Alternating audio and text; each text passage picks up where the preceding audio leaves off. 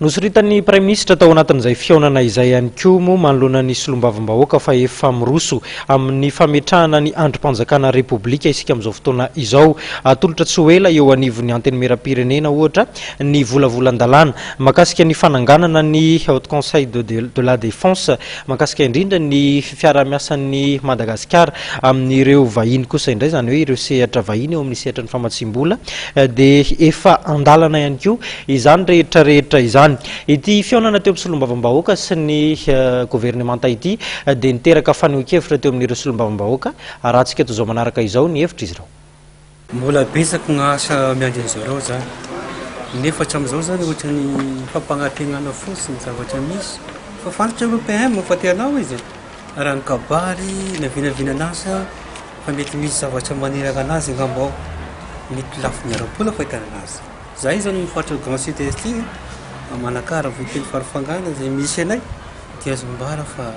marary zay zany amizao io aretina io dia lafo mifodrafitrasa zay resika ny lalagna potika teo sy vita ny lakilasy zay potika teo sy mbola voaragna ny tanimbary totry-angasanga sy mbola voorina zany zava zany mamparary anay amisika miteny zao hoe marary ny TVM VP efa demande 3 mois mbola sy vita TVM manay agny VP zay tenenina hoe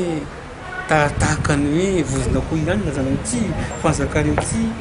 atelina moa misy taonany aloha misy nofony raha bambona sotra zany dia hoe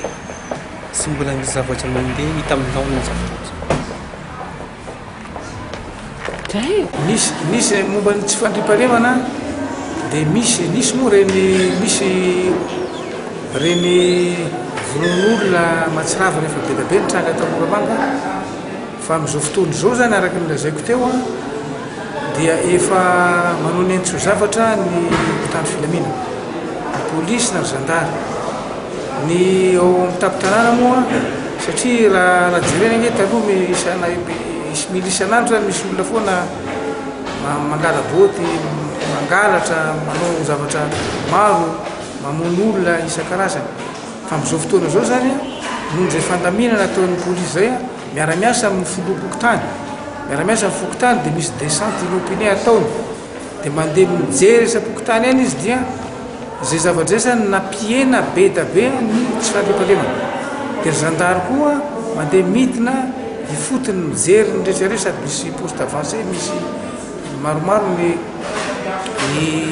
zandary zany manao tournée dia mampiena ny reny tsy fandriam-pahalemana reny raha amin'ny fahavitaloha nisy laladaalo misy mangalatr'omby sady mamono mangalatra amin'izao fotoana izao zany efa miena lizy ny